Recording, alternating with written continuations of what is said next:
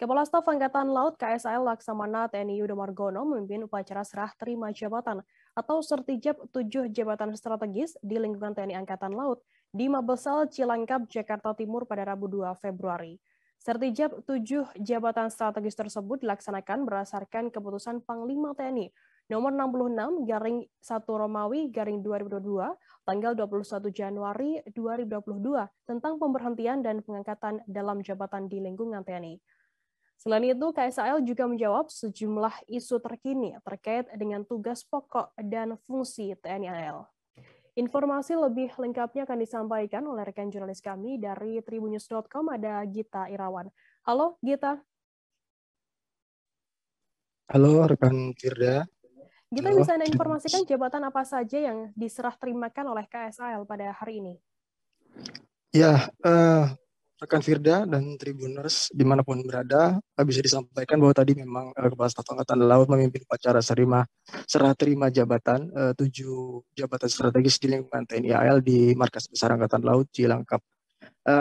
Dari 7 jabatan strategis tersebut, diantaranya adalah Komandan Pusat Hidro-Oceanografi TNI AL atau dan Pushidrosal, saat ini dijabat oleh Laksdia TNI Nur Hidayat, kemudian Komandan Komando Pembinaan Doktrin, Pendidikan dan Latihan TNI Angkatan Laut atau dan Kodiklatal, saat ini dijabat oleh Maijen TNI Marinir Soehartono.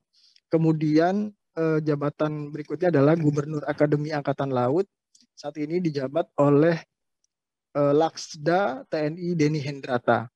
Kemudian Kepala Dinas Potensi Maritim TNI AL atau Kadis Potmar Angkatan Laut, kini dijabat oleh Brigjen TNI Marinir Andi Rukman. Kemudian Kepala Dinas Psikologi TNI Angkatan Laut atau Kadisial, kini dijabat oleh Laksma TNI Edi Krisnamurti. Kemudian Kepala Dinas Pembinaan Mental TNI Angkatan Laut atau Kadis Bintal, kini dijabat oleh Laksma TNI Darojat Hidayat. Yang terakhir adalah Kepala Rumah Sakit TNI Angkatan Laut Dr. Ramelan, kini dijabat oleh Kolonel Laut Gigih Imanta. Demikian. Bagaimana latar belakang pendidikan dan penugasan para pejabat baru di lingkungan TNI AL tersebut, Gita? Ya, bisa disampaikan memang dari 7 pejabat tersebut berasal dari lulusan Akademi Angkatan Laut yang berbeda-beda tahun gitu ya. Misalnya ada satu dari Akademi Angkatan Laut Angkatan 1989, yang kemudian 3 orang dari Angkatan 1988, yang satu kemudian dari Angkatan 1987, dan yang termuda adalah dari Akademi Angkatan Laut 1993. Kemudian terkait dengan riwayat jabatannya sendiri memang juga beragam. Misalnya saja dari Dan Pushidrosal, sebelumnya Laksdia TNI Nur Hidayat itu menjabat sebagai Dan Kodiklatal. Kemudian untuk Dan Kodiklatal yang saat ini, Majen TNI Marinir Soehartono, sebelumnya itu menjabat sebagai Komandan Korps Marinir gitu ya.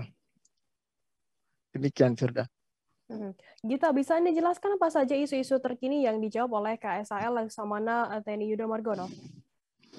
Ya, bisa disampaikan ada sejumlah isu memang yang dijawab. Salah satu diantaranya adalah terkait dengan penghapusan KRI gitu ya. Pekan lalu Kepala Staf Angkatan Laut Yudo Margono sempat menghadiri rapat kerja di Komisi 1 DPR, kemudian menyampaikan TNI AL berencana untuk menghapus 22 kapal perangnya gitu ya, karena terkait dengan kondisi dan usia yang sudah tidak layak lagi pakai. Nah, tadi disampaikan bahwa ada 9 dari 22 tersebut yang jenisnya kapal angkut tank gitu yang akan dihapus juga secara bertahap. Nah, 9 itu dihapus karena memang umurnya sudah 40 tahun begitu, sudah tidak layak digunakan. Nah, dari 9 tersebut yang 4 sudah dihapus, kemudian yang 5 sedang dalam proses penghapusan. Namun demikian, Kepala Staf Angkatan Laut Yudo Margono juga memastikan bahwa ketika 9 kapal angkut tank tersebut dihapus, sekarang sudah ada gantinya di tahun ini gitu ya. Karena yang 7 sudah ada penggantinya, kemudian yang 2 akan selesai di tahun ini. Selain itu juga Kepala Staf Angkatan Laut juga menyampaikan terkait antisipasi dari penyebaran Omikron. Kepala Staf Angkatan Laut Yudo Margono mengatakan bahwa pihaknya kini sudah melakukan langkah antisipasi, diantaranya dengan membuat tempat-tempat isolasi mandiri, kemudian menyiapkan kapal rumah sakit. Selain itu juga merekrut tenaga kesehatan. Selain itu juga menyiapkan oksigen mobile gitu ya. Yang 2 diantaranya ada di darat dan yang 2 lainnya itu di kapal. Sekian, Firda. Baik, terima kasih rekan jurnalis dari tribunnews.com Gita Irawan atas laporan Anda. Selamat bertugas kembali. Dan tadi Tribuners kita juga sudah menghimpun keterangan dari Kepala Staf Angkatan Laut Laksamana TNI Yudo Margono. Berikut liputannya untuk Anda. Baik, selamat pagi rekan-rekan media. Baru saja tadi kita laksanakan upacara serah terima jabatan dan Pusi Terusal, kemudian dan Kodi Kelatal dan juga Gubernur AL. Dan tadi sebelumnya juga sudah kita serah terimakan jabatan para kepala dinas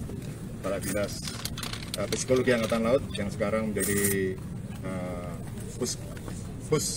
Sial di bawah Mabes TNI, dan juga Kadis Potmar, Kadis Bintalal, dan juga Kepala Rumah Sakit Dr. Ramelan di Surabaya.